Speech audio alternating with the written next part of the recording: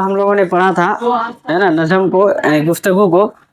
तो उसमें एक चीज़ आई थी, आज़ाद नज़म और पाबंद नज़म किसे कहते हैं और नज़्म मुअर्रा।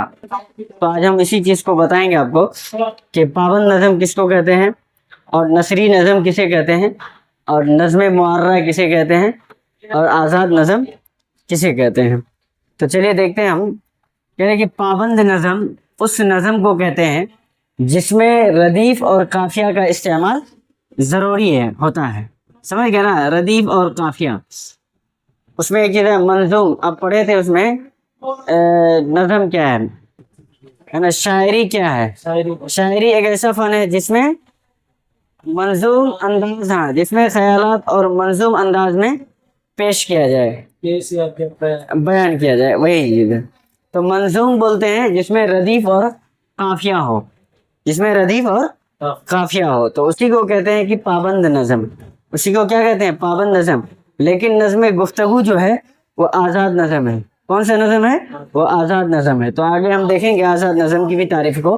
तो कह रहे हैं कि पाबंद नज़म उस नज़म को कहते हैं जिसमें रदीफ और काफिया का इस्तेमाल ज़रूरी होता है।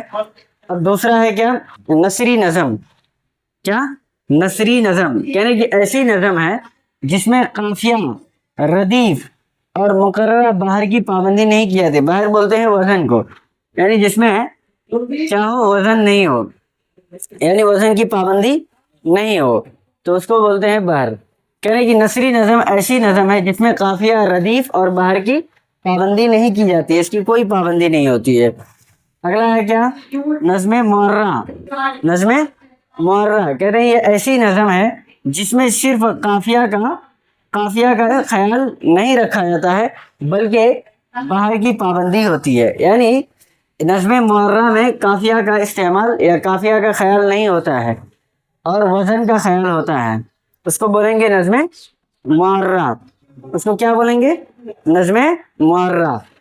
यानी नज़्म मुअर्रा ऐसी नज़म है जिसमें काफिया का ख्याल नहीं होता है लेकिन बाहर की पाबंदी होती है। और आज़ाद नज़म उस नज़म को कहते हैं जिसमें काफिया और रदीफ लाजमी नहीं होगा, ये आज़ाद नज़म है। समझ गया ना। और ये नज़्म गुफ्तगू जो है, नज़्म गुफ्तगू जो कल आपने पढ़ा था, ये एक आज़ाद नज़म है जो हिंदू पाक के दरमियान जो गुफ्तगू होती है। तो ये कौन सी नज़म है, आज़ाद है। तो आज़ाद नज़म की तारीफ क्या है, कह रहे कि उस नज़म को कहते हैं जिसमें काफिया और रदीफ लाजमी नहीं होगा, ज़रूरी नहीं है। लाजमी मतलब ज़रूरी नहीं है रदीफ और काफिया का।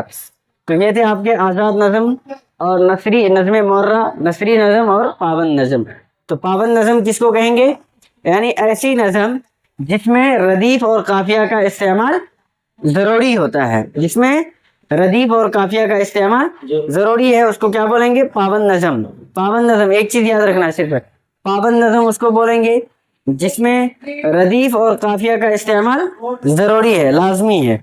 अब देखिए आइए नसरी नज़म। कह रहे हैं कि नसरी नज़म ऐसी नज़म है जिसमें रदीफ और काफिया और मुकर्रर बाहर की पाबंदी नहीं की जाती है। समझे ना, यानी रदीफ और काफिया और वज़न की पाबंदी नहीं होती है। अगला देखते हैं हम लोग नज़्म मुअर्रा, यानी ऐसी नज़म है जिसमें सिर्फ काफिया का ख्याल नहीं रखा जाता है बल्कि बाहर की पाबंदी की जाती या होती है। ठीक है, अगला देखते हैं हम लोग। कहने की आज़ाद नज़म, इसमें आज़ाद नज़म वो है जिसमें काफिया और रदीफ नहीं होगा, यानी लाजमी नहीं है, ज़रूरी नहीं है। समझ गया ना, ठीक है।